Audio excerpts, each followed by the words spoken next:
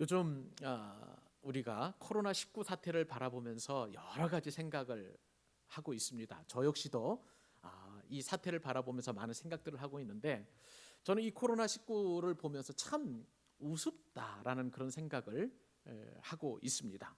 여러분 한번 생각해 보세요. 눈에 보이지도 않는 작은 미생물 앞에서 모든 사람들이 그렇게 벌벌 떨고 있고, 전 세계의 강대국이라고 할 수 있는 미국도 쩔쩔매는 그런 상황을 바라보면서, 야, 이게 참 심상치 않으면서도 동시에 참 우스운 일이 아닌가, 뭐 그런 생각을 한번 해보게 되는 것이죠. 전 세계에서 가장 힘이 센 사람도, 가장 또 아름다운 사람도, 또 많이 배운 사람도, 그리고 돈이 많은 그런 사람이라고 할지라도 누구나 다 예외 없이 이 작은 미생물 바이러스 앞에서 그렇게 힘자랑을 하지 못한다는 것입니다. 그러나 여러분, 이렇게 한 치 앞도 내다보지 못하는 그런 상황이지만, 그래도 우리가 믿는 것이 하나 있죠. 머지않아 코로나19는 종식되고 또한 완전히 또 잠재워질 줄로 믿습니다. 왜냐하면 하나님께서는 코로나19가 이 땅에서 창궐하는 것을 그렇지 원하지 않기 때문이라고 우리가 믿고 있기 때문에 그렇습니다. 그러므로 여러분,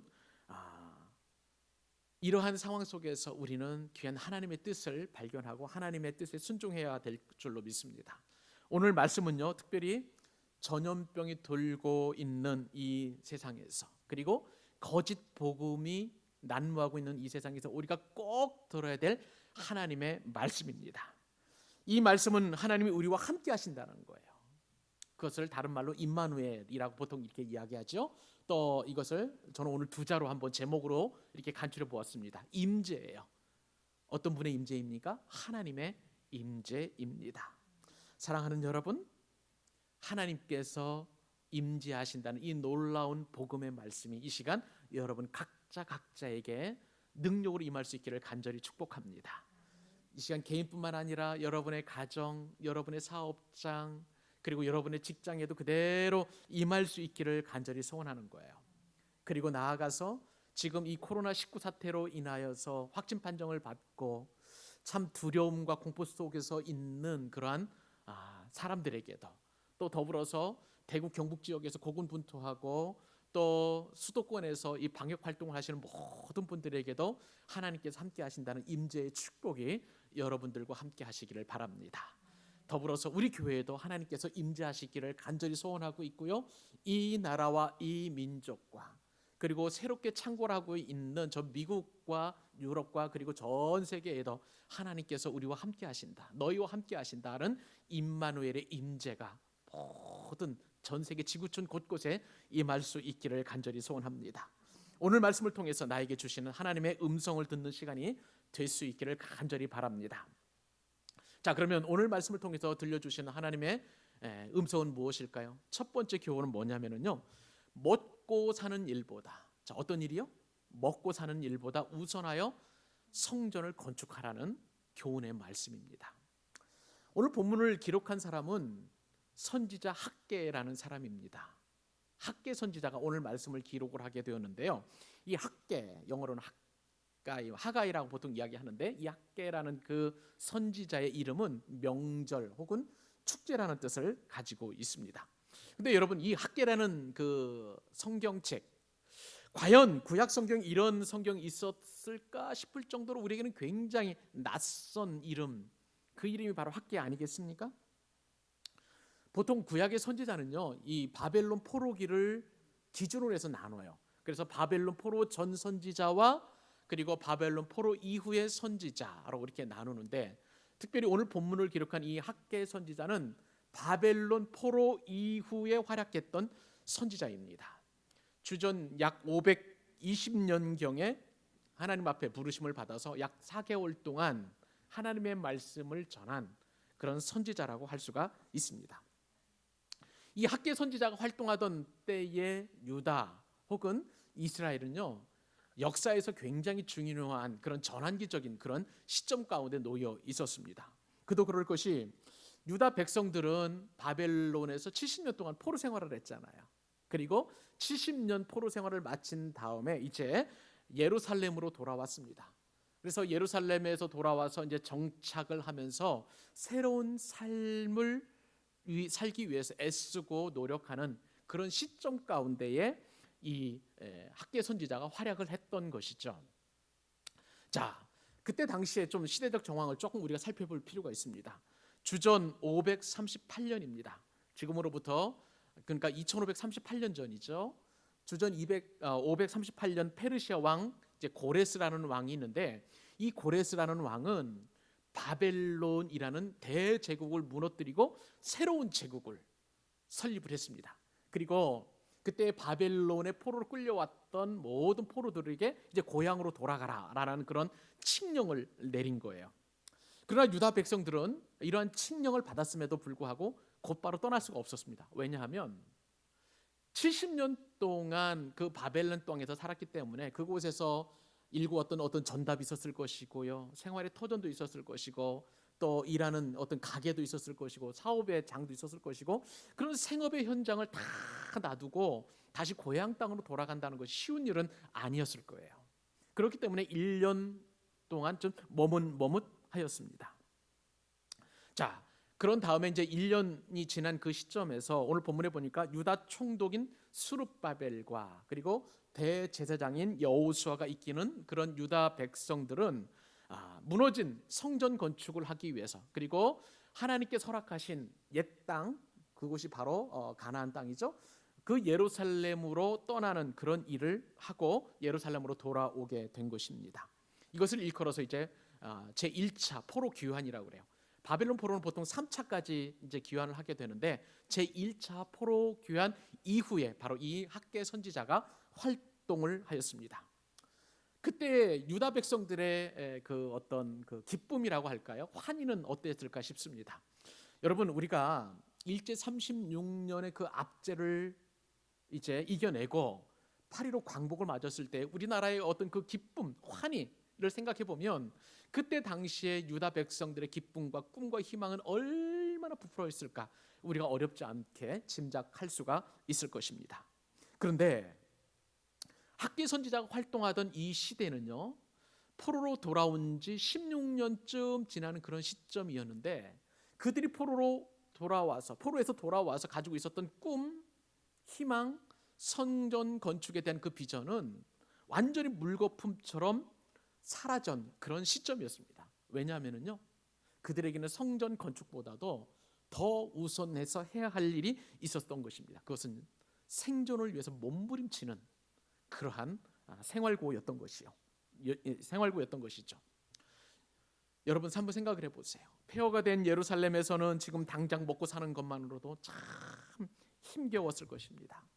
집을 지어야 됐고, 황폐한 땅 그 밭을 개간해야 했고, 또 씨를 뿌리고 추수도 해야 했습니다.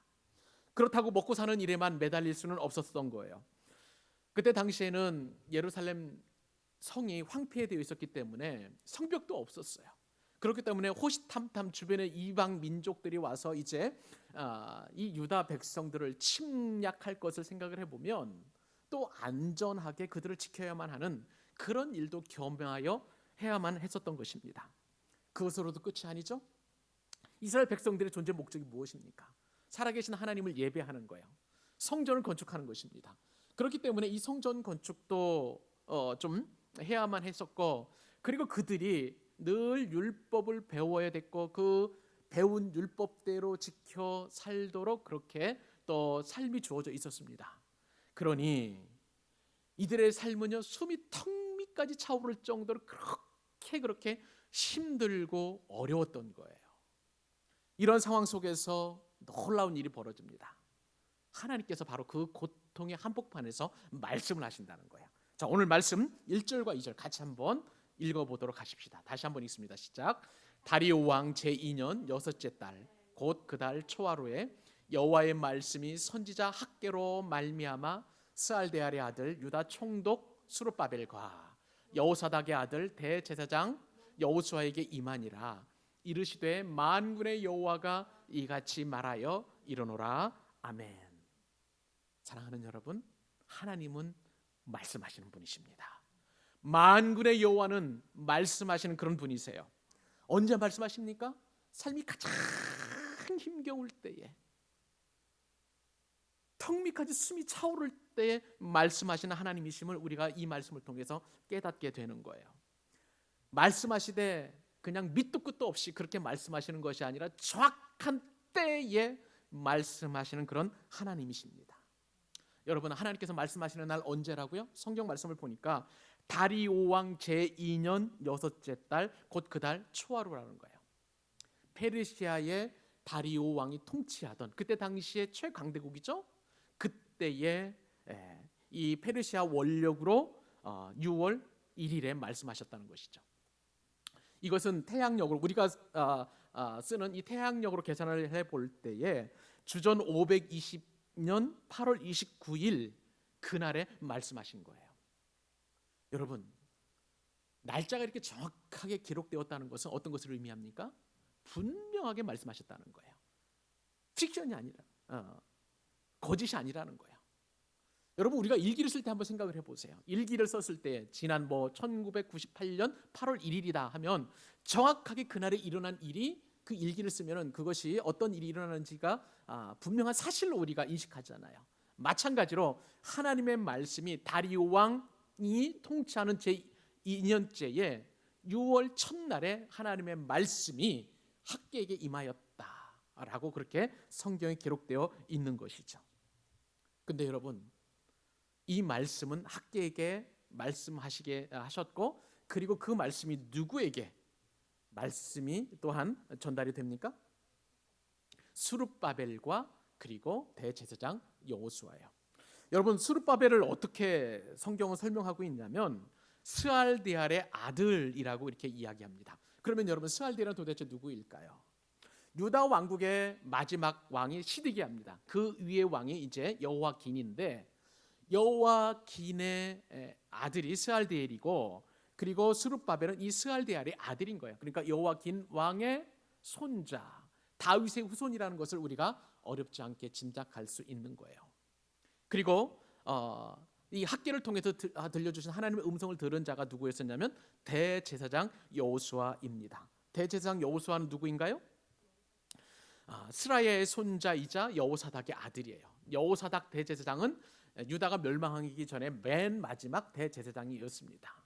이 여호사닥의 아들 대제사장 여호수아이니까 우리가 아는 유명한 그 여호수아, 즉 모세의 후계자이자 가나안 땅으로 이스라엘 백성들을 인도한 여호수아가 아니라는 것을 알게 되는 것이죠.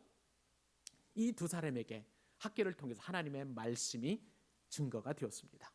사랑하는 여러분, 학개에게 말씀하신 그 하나님, 그리고 스룹바벨과 여호수아에게 말씀하신 하나님은 지금 이 순간 정확하게 이날 저와 여러분에게도 말씀하시는 줄로 믿습니다. 하나님의 말씀이 임한 것은요, 포로 귀환의 그 대표자들이라고 할 수 있는 정치인 스룹바벨과 그리고 종교인 여호수아에게 그렇게 임한 거예요. 왜 그들에게 임했을까요? 성전 건축을 해야 하는데 이 성전 건축이 이루어지지 않은 것에 대한 그 말씀을 하나님께서 이 지도자들에게 말씀하신 거예요. 지도자들이 영적으로 민감하지 못하면요, 이처럼 하나님께서 가장 먼저 말씀하시고 그들을 통해서 또한 백성들에게 하나님은 말씀하시는 것을 보게 됩니다. 여러분, 그런데 하나님의 말씀의 내용이 뭐예요? 어떤 말씀을 하셨습니까? 오늘 2절 말씀을 보니까 유다 백성들이 너희들끼리 하는 얘기가 뭐냐면은 여호와의 전이 건축될 때가 아직 안 되었다. 여호와의 전을 건축할 시기가 아직 이르지 아니하였다. 너희들끼리 그렇게 얘기한다는 것을 내가 알고 있다는 거예요. 그 말씀을 하고 계시는 것입니다. 지금요, 유다 백성들은 성전을 건축해야 하는데 그것을 건축하기 위해서 지금 포로로에서 귀환이 되었는데 그들은 성전 건축을 무려 16년 동안이나 미루고 있었던 것입니다. 그들이 게을러서가 아니에요. 성전 건축보다도 그들에게는 더 시급한 일이 있었다는 거예요. 여러분, 그것이 뭡니까? 포로에서 귀환한 사람들의 가장 큰 관심사는요, 성전 건축보다도 먹고 사는 문제였어요. 이 문제를 해결하는 것이 유다 백성들에게 시급한 일이었다는 것입니다. 저는 이러한 유다 백성들의 관심사를 바라보면서 우리의 관심사와 뭔가 좀 비슷하다라는 그런 생각을 하게 되었습니다. 우리가 취직시험을 대비해서 공부하는 것도 중요하고요. 엄중한 코로나19 사태에서 먹고 사는 방편을 마련하는 일 너무나 중요합니다. 직장을 구하고 또한 능력을 개발하는 일 역시 중요합니다. 이러한 노력을 성경이 직접적으로 죄라고는 말씀하지 않습니다만은 분명한 것은 하나님께서 이것을 책망하신다는 거예요. 질책하신다는 거예요. 왜 그렇습니까? 하나님의 중심으로 살지 않으면, 그리고 우리의 관심을 엉뚱한 곳에 집중하게 되다 보면 문제가 한 가지 생기는데요. 세상 염려와 근심에 휩싸여 버려서 하나님을 잃어버리게 된다는 거예요. 지금 여러분의 모습 한번 점검해 보십시오. 끊임없이 이 코로나 사태 때문에 먹고 사는 문제 걱정하고 또 내 안위를 근심하지만 그런다고 해서 우리의 이 전염병에서 내 문제가 해결이 됩니까? 이 경제 문제가 해결이 되는 거예요? 자유로울 수 없잖아요. 이것이 바로 지금 유다 백성들이 처한 환경과 우리가 처한 환경이 너무나 비슷하다는 것을 알 수 있습니다. 우리가 성전으로 세워져야 할 시기가 있는데 그것은 생활의 형편에 나아지고 완비된 때가 아니라 바로 지금 이 순간 성전을 세워야 한다고 하나님께서 말씀하고 계시는 거예요. 사랑하는 여러분, 하나님께서 우리에게 찾아오시는데 어떻게 찾아오십니까? 말씀으로 찾아오십니다. 어떤 말씀입니까? 성전을 건축하라는 거예요. 하나님께서 우리에게 오실 때에는 내가 노력하고 내가 부도해서 정말 어떤 도를 찾는다고 해서 하나님께서 내게 오시는 게 아니에요. 하나님께서는 나에게 임재하실 때에 내가 요청하지도 않았음에도 불구하고 내가 먹고 사는 문제 때문에 분주한 이때에 말씀으로 찾아오시는 줄로 믿습니다. 그 말씀이 뭐예요? 내가 너와 함께 하겠다는 거예요. 이게 바로 하나님의 임재인 것입니다. 내가 너와 함께 하겠다고 말씀하신 그 하나님, 학교에게 말씀하신 그 하나님은 스룹바벨과 여호수아에게 말씀하셨고, 그리고 생업으로 지쳐서 힘겨운 삶을 살아가는 유다 백성들에게 임재하신 거예요. 사랑하는 여러분, 이것이 바로 하나님의 음성인 줄로 믿습니다. 그럼에도 불구하고 여전히 우리의 삶의 태도를 바꾸지 않아야 하시면, 이렇게 말씀하심에도 불구하고 우리는 하나님의 임재를 경험할 수가 없는 거예요.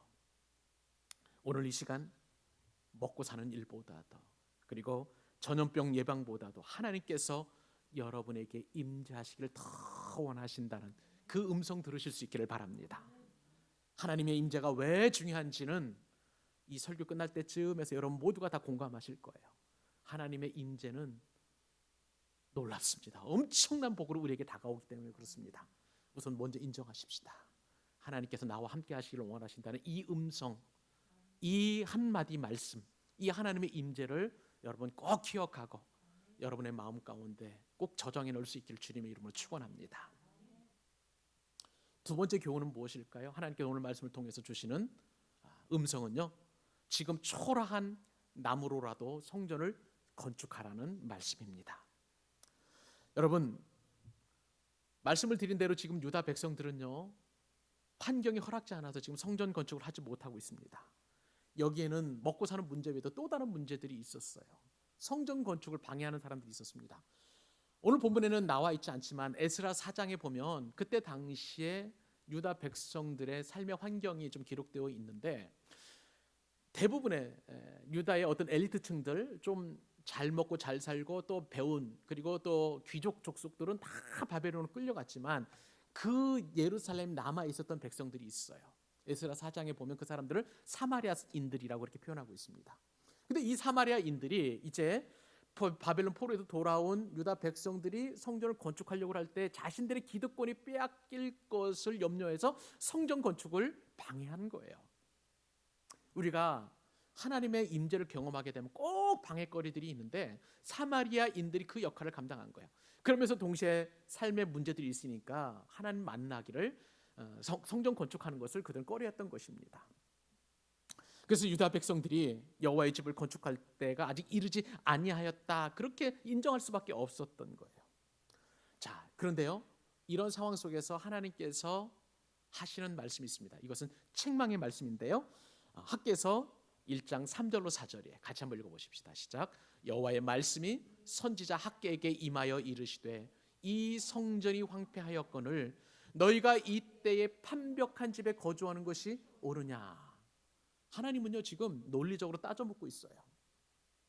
너희가 지금 하고 있는 이 행동이 잘하고 있느냐? 그렇게 지금 묻고 계시는데, 하나님께서 물으시는 것은 성전이 이렇게 황폐했는데도 불구하고 너희가 이러한 때에 판벽한 집에 사는 것이 옳으냐? 그렇게 지금 묻고 계시는 것입니다.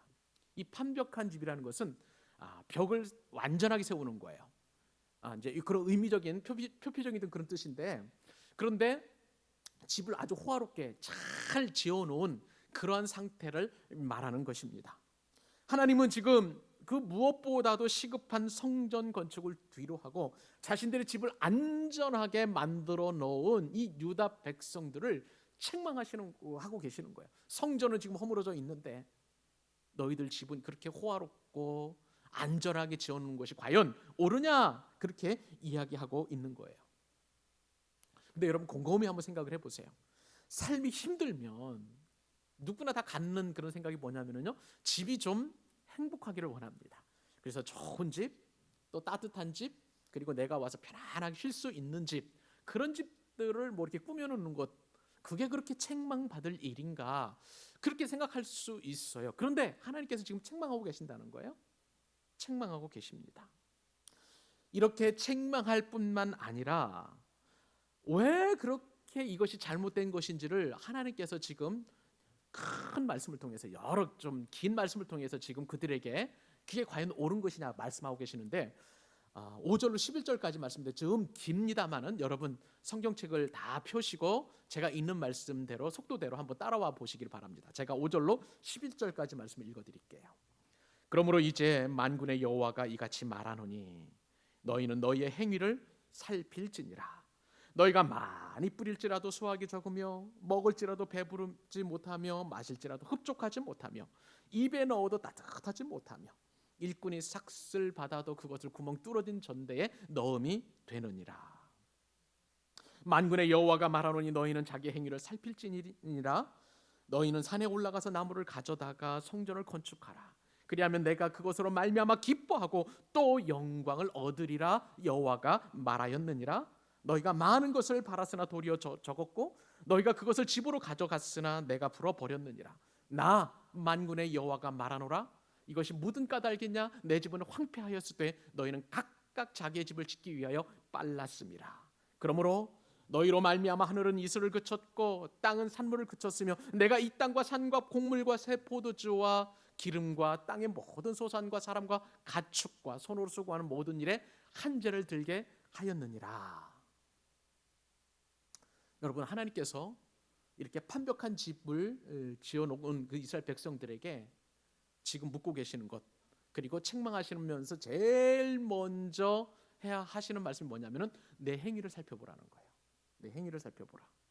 비록 유다 백성들이 판벽한 집을 짓고 살면서 겉으로는 화려하게 보일지 모르지만 내면으로 지금 곤고한 삶을 살고 있지 않느냐? 니들이 한 행위를 한번 살펴보라. 왜 그렇게 너희들이 곤고한 삶을 살고 있는지 한번 살펴보라. 그렇게 말씀하시는 거예요. 그러면서 유다 백성들이 겪고 있는 그 생활고를 말씀하시는데, 밭에 너희들이 씨앗을 뿌렸지? 많이 뿌렸지만은 수확이 적었어.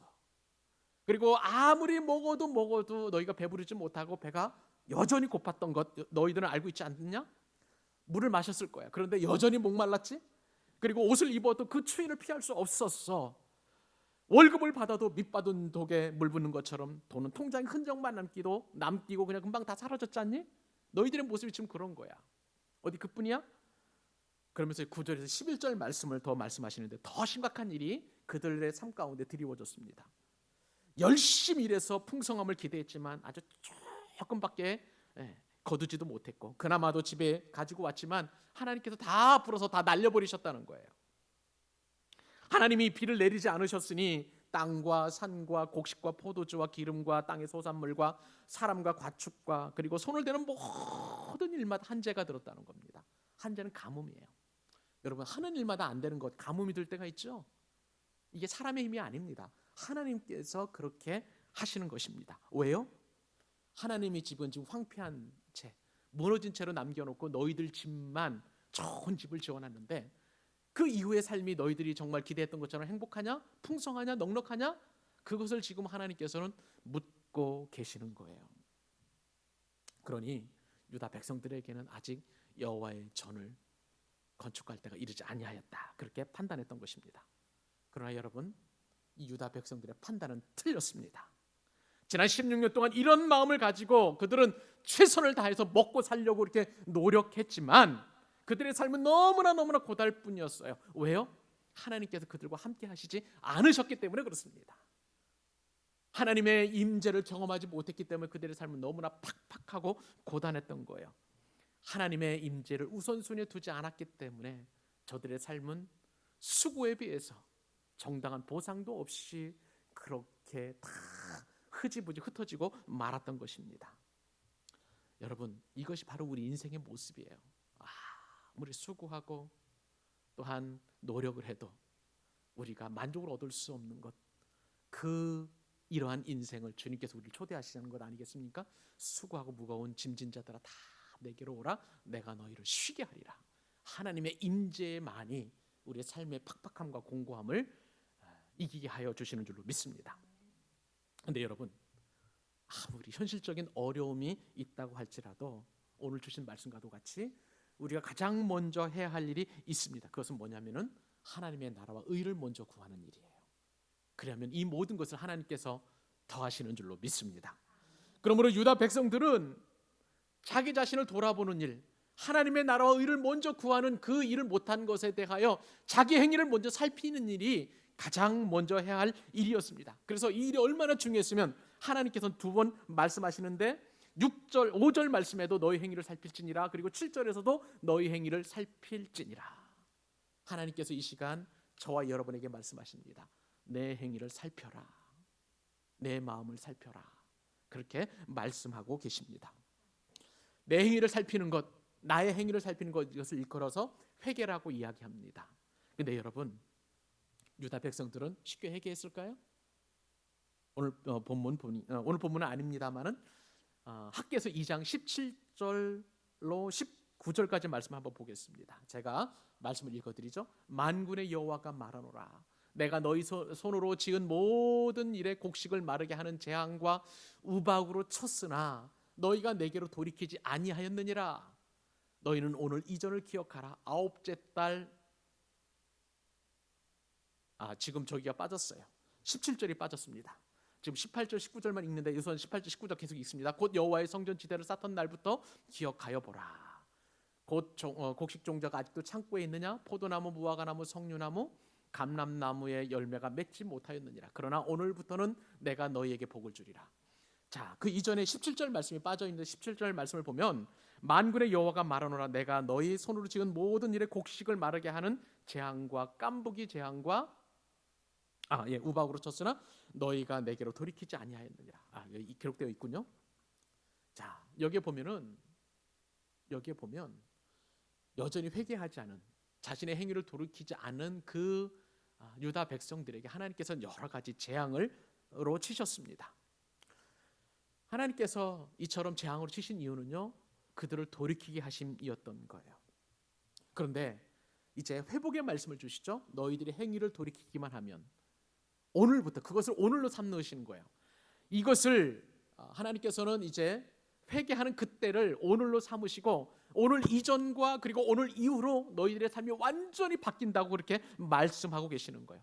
어떤 말씀을 주십니까? 19절 말씀해 보니까 2장 19절, 오늘부터 내가 너희에게 복을 주리라 말씀하시는 거예요. 사랑하는 여러분, 우리가 회개하여야 하는 가장 큰 이유, 우리가 우리의 행위를 돌아봐야 하는 가장 큰 이유는 하나님께서 그 순간부터 복을 주시기 때문이에요. 그러므로 우리가 행위를 살피는 그 행위는 빠르면 빠를수록 우리에게 유익인 줄로 믿습니다. 우리가 속히 회개하는 것이 우리가 하나님께 복을 받는 가장 기회임을 우리는 잊지 말아야 하는 거야. 이 말씀이 오늘 하나님의 말씀으로 여러분 가운데 임재할 수 있기를 바랍니다. 그런데 여러분, 이처럼 자기 행위를 이제 돌이킨 자가 가장 먼저 해야 할 일이 뭘까요? 오늘 본문의 주제처럼, 이 학개서의 주제처럼 성전을 건축하는 그런 일입니다. 근데 이 성전을 건축하기 위해서 하나님께서 말씀하시는 그 말씀 가운데 하나는 뭐냐면요, 오늘 아까 읽었던 말씀 가운데에 산에 올라가서 8절 말씀입니다. 너희는 산에 올라가서 나무를 가져가다가 성전을 건축하라. 그렇게 말씀하고 계십니다. 여러분, 산에 올라가서 나무를 이제 가져다가 성전을 건축하라는 이 말씀에 순종하기가 사실 쉽지 않습니다. 왜냐하면 우리들의 마음을 보면 또 그런 것 같아요. 여러분, 이 나무는 솔로몬 성전을 건축한 그 나무 자재와는 질이 달라는 거예요. 솔로몬 성전은 아름답고 멋진 성전이 있잖아요. 그 성전은 대부분 백향목으로 지어졌는데 그것도 그냥 백향목이 아니라 레바논의 백향목이었던 것입니다. 레바논의 백향목은 그때 당시에 가장 최고급 목재 재료예요. 그런데 지금 하나님의 말씀에 순종해서 산에 올라가다가 나무를 베어다가 성전을 건축하라. 이 나무는 어떤 나무입니까? 잡목이에요.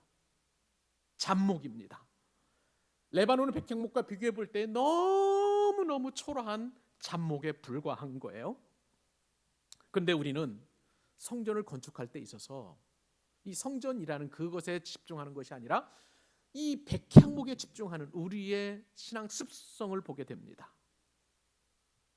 우리가 하나님 앞에 나아갈 때요, 어떤 마음을 갖냐면은 내가 돈을 많이 벌고 여유가 생겼을 때에 이 다음에 조금 내 형편이 나아지면 그렇게 하나님 앞에 나아가려고 하는 그런 마음이 있습니다. 하나님 앞에 우리가 돈을 더 많이 벌어서 하나님 앞에 좀 뭔가가 좀 헌금을 많이 해가지고 주의 거룩한 일을 위해서 마음껏 쓰임 받을 수 있도록, 이런 마음이 우리 가운데 있을 수 있어요. 근데 하나님께서 그거 원치 않으세요. 이 말씀 보세요. 지금 산에 올라가서 나무를 베어다가 성전을 건축하라, 그렇게 말씀하고 계시는 거예요. 여러분, 하나님은 화려한 백향목으로 지은 솔로몬 성전도 무너뜨리셨습니다. 왜요? 하나님의 임재가 사라졌기 때문에 그렇습니다. 하나님은 잡목으로 성전을 지었다고 할지라도 영과 진리로 드리는 우리의 예배를 기뻐 받으시고 영광을 받으시는 줄로 믿습니다. 여러분, 우리에게 있어서 어떤 큰 자격이 필요한 게 아니에요. 이 모습 이대로 주님께서 받으신다는 그것을 믿음으로 갖고 초라하고 부족하고 연약하지만 그러나 우리가 하나님 앞에 나아갈 때 하나님은 우리의 예배를 받으시고 우리를 받으시는 거예요. 그러므로 지금이 중요한 것이지 오늘이 중요한 것이지 나중에 먼 이후에 모든 여건과 환경이 만들어진 이후에 하나님의 성전을 건축한다? 그래서 하나님 기뻐하시지 않는다는 거예요. 여러분들이 그렇게 설령 좋은 것으로 예배한다 할지라도 하나님이 임재하지 아니하시면 여러분의 모든 예배는 다 헛된 것이 되지 않겠습니까? 솔로몬 성전처럼 순식간에 무너져 내리는 거예요. 사랑하는 여러분들을 축복합니다. 이 모습 이대로 주님 앞에 나아가십시오. 지금 성전을 건축하시고 하나님의 임재를 사모하십시오. 그것을 하나님께서는 원하십니다. 우리 광교 사랑교회 모든 교우들은 이 축복을 받는 은혜가 있기를 주님의 이름으로 축원합니다. 마지막 교훈을 우리 한번 살펴볼까요? 마지막 교훈, 하나님께 주시는 마지막 교훈은요, 성전 건축 이후에 주실 하나님의 영광을 기대하라는 것입니다. 여러분, 하나님의 말씀을 깨닫게 된 유다 백성들은 이제 자신들의 잘못을 인정하고 돌이켰습니다. 그러자 하나님께서는요, 회개한 유다 백성들에게 약속의 말씀을 주십니다. 오늘 본문 12절 13절 다시 한번 같이 읽으십시다. 시작. 스알데알의 아들 스룹바벨과 여호사닥의 아들 대제사장 여호수아와 남은 모든 백성이 그들의 하나님 여호와의 목소리와 선지자 학개의 말을 들었으니 이는 그들의 하나님 여호와께서 그를 보내셨음이라.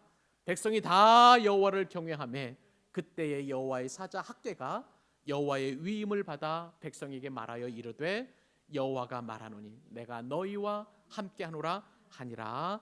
아멘. 여러분, 회개한 유다 백성들에게 주신 하나님의 말씀이 뭐예요? 내가 너와 함께하겠다는 거예요. 하나님의 임재를 약속하고 계십니다. 여러분, 이 짧은 말씀이지만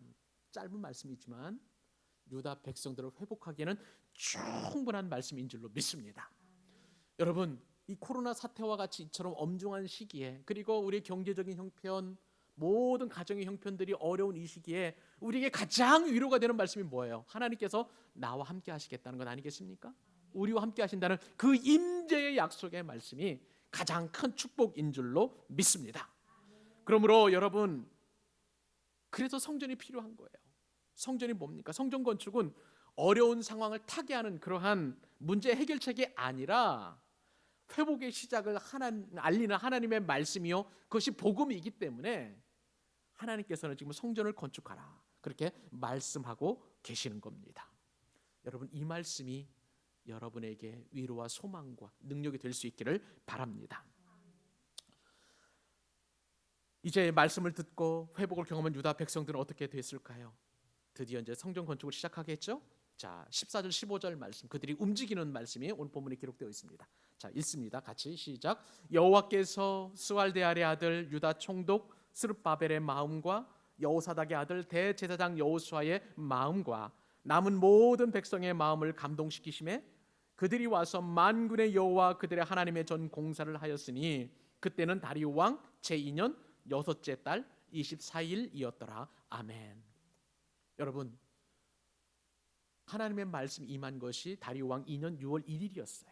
그런데 성전 건축이 시작된 것은 6월 24일, 대략 한 23일 정도 지난 이 시점에서 이제 유다 백성들은 성전을 건축하게 되었던 것입니다. 여러분, 저들의 삶이 변했을까요? 24일 동안 무슨 일이 일어났습니까? 아니에요. 여전히 그들의 삶은 팍팍했고 먹고 살기 힘들었고 그리고 고통스러웠습니다. 그런데 하나님의 말씀이 저들에게 너희와 함께 하겠다는 임재의 약속이 임하니까 이제 그들의 마음 가운데 감동이 일어났고, 또한 학계뿐만 아니라 스룹바벨과 여호사닥의 마음이 다 감동이 되고 모든 백성들의 마음이 하나가 되었던 거예요. 그래서 성전 건축을 시작하게 되었던 거예요. 이들이 건축한 성전은 솔로몬 성전처럼 화려하고 정말 누가 봐도 인정할 만한 그런 성전이었습니까? 아니에요. 너무나 초라한 성전이었고 보잘것 없었습니다. 그들은 어쩌면 더 좋은 여건에서 하나님의 성전을 건축해드리고 싶었을지도 모르겠어요. 그런데 그것은 그들의 생각이에요. 하나님께서는요, 전혀 생각이 달랐습니다. 하나님의 임재는 떨기나무에서도 있었고요, 시내산 꼭대기에서도 있었고요, 천막이라고 할 수 있는 성막에도 하나님의 임재는 얼마든지 있었던 것입니다. 그저 하나님이 사랑하시는 백성들과 만날 수 있는 그 공간만 마련이 된다면, 화려하지 않는다 할지라도, 초라하다 할지라도 하나님은 얼마든지 임재하실 수 있는 거예요. 사랑하는 여러분, 여기에 우리 소망이 있는 것 아니겠습니까? 우리 교회 개척교회임에도 불구하고 하나님의 임재가 충만하면 그것을 우리는 기쁜 거예요. 이것은 감사가 넘치는 조건인 줄로 믿습니다. 이것이 실패하면 아무리 아름다운 솔로몬 성전이라 할지라도 하나님께서 그냥 무너뜨리시는 거예요. 아무런 상관이 없는 거예요.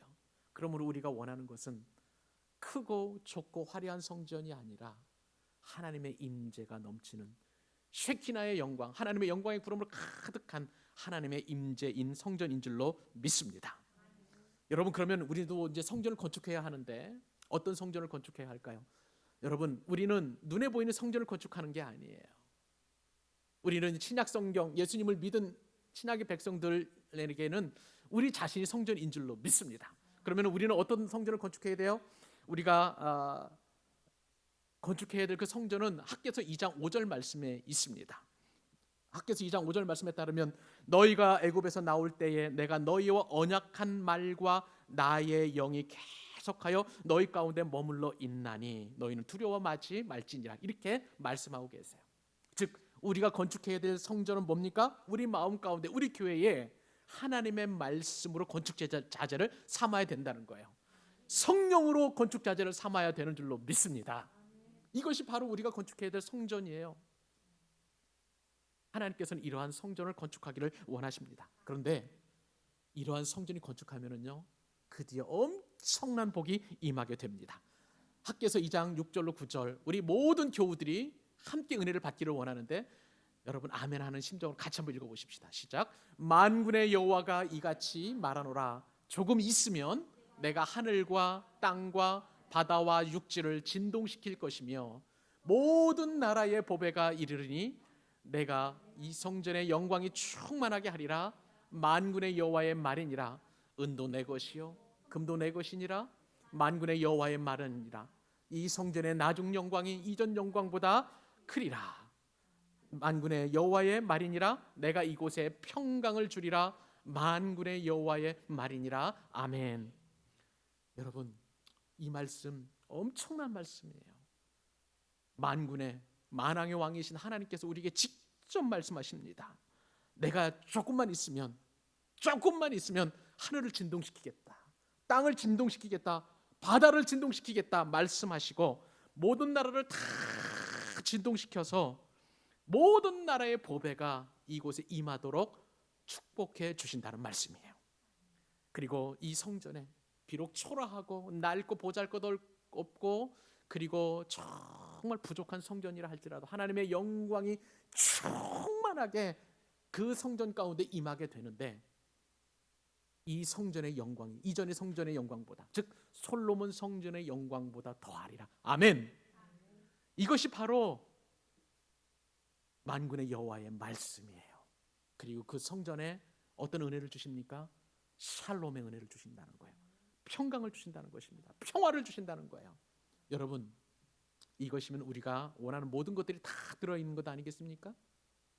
여러분들이 원하는 평화, 평강, 두려움과 근심이 사라지고 샬롬의 은혜가 충만한 것이 성전에서 비롯된다는 거예요. 그리고 여러분들 그토록 사모했고 또 우리에게 필요한 것들, 은, 금과 보배와 돈이 다 땅을 진동시키고 하늘을 진동시키고 바다를 진동시키고 그리고 모든 나라를 진동시켜서 우리 가운데 오도록 그렇게 역사해 주신다는 거예요. 사랑하는 여러분, 이것이 바로 우리가 성전을 건축해야 할 이유인 줄로 믿습니다. 말씀을 맺습니다. 지금 무서운 코로나19라는 연병이 돌고 있는데 지금 이런 상황 속에서 수많은 사람들이 경제적으로 쪼들리고 있습니다. 세계의 강대국마저 조금도 한 치 앞을 내다볼 수 없는 그러한 어려운 일을 겪고 있는 이 시기, 우리가 너무나 다 인정할 만한 그런 상황입니다. 그런데도 한가하게 하나님을 예배하라, 하나님의 임재를 사모하라, 그리고 성전을 건축하라, 그렇게밖에 이야기할 수 없느냐, 뭐 그렇게 누군가는 질문하고 또 그 다음에 물을 수 있을 것입니다. 그렇습니다. 그럼에도 불구하고 우리는 예배합니다. 그럼에도 불구하고 우리는 기도합니다. 그럼에도 불구하고 우리는 하나님의 임재를 사모합니다. 왜냐하면 만군의 하나님께서 우리로 하여금 성전을 건축하라, 하나님을 예배하라, 기도하라, 그리고 하나님의 말씀으로 우리 성전을 건축하고 성령으로 우리 성전을 건축하라고 말씀하셨기 때문입니다. 우리는 그 말씀에 그냥 순종할 뿐입니다. 여러분, 우리가 이렇게 하는 이유는 무엇입니까? 하나님의 말씀이 약속의 말씀이기 때문에 그렇습니다. 여전히 우리에게는 근심과 두려움이 있어요. 풀리지 않는 삶의 무게가 있습니다. 그러나 하나님의 말씀이 우리를 두려움에서 이기게 하여 주실 줄로 믿습니다.